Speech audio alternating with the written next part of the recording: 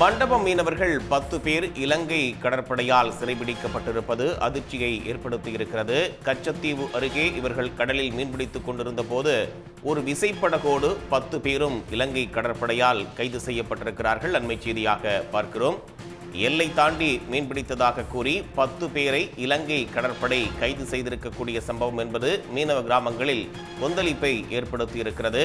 கச்சத்தீவு அருகே கடலில் மீன்பிடித்துக் கொண்டிருந்த 10 பேர் ஒரு விசைப்படகோடு இலங்கை கடற்படையால் சிறைபிடிக்கப்பட்டிருக்கிறார்கள்.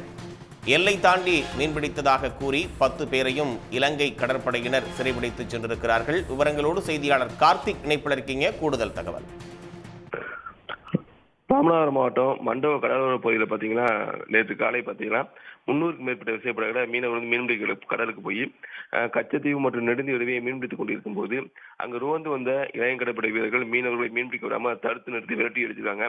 இதை தொடர்ந்து பார்த்தீங்கன்னா ஒரு விசைப்படகும் 10 மீனவர்களை சிறைப்பிடிச்சிருக்காங்க.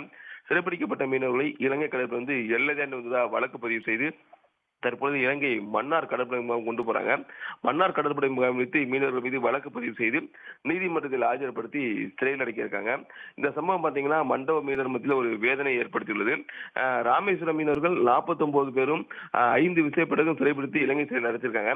இவங்க விடுதலை செய்ய வலியுறுத்தி ராமேஸ்வரம் மீனவர்கள் வந்து பல்வேறு கட்ட போராட்டம் நடத்தி இந்த சூழ்நிலையில தற்பொழுது மண்டப மீனவர்கள் 10 பேரையும் ஒரு விசைப்படகு சிறைப்பிடிக்கப்பட்டது ஒட்டுமொத்த தமிழக மீனவர் மத்தியில் ஒரு கொந்தளிப்பை ஏற்படுத்தியுள்ளது. தொடர்ந்து பாத்தீங்கன்னா மத்திய அரசு ஒரு கையாளாதனமாக செயல்படுவதாக மீனவர்கள் குற்றம் சாட்டுறாங்க. உடனே மத்திய அரசு விரைந்து நடவடிக்கை எடுத்து சிறைப்பிடிக்கப்பட்ட ஒட்டுமொத்த மீனவர்களையும் படகையும் விடுதலை செய்ய வேண்டும் என்பதே மீனவர்களின் கோரிக்கையாக உள்ளது. தகவல்களுக்கு நன்றி கார்த்திக்.